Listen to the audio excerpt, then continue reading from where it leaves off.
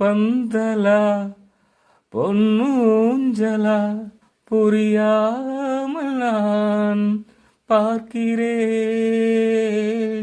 பழைய பால் புளித்தது, புதிய தேன் இனித்தது. இளம் தென்றல் வீசும் தங்க மாளிகை, இதில் தங்கி போக என்ன வாடகை? வந்தனம் என் வந்தனம், நீ மன்மதன் ஓதிடும் மந்திரம். புன்னகை சுந்தரம், பூமுகம் பொன்னிறம்.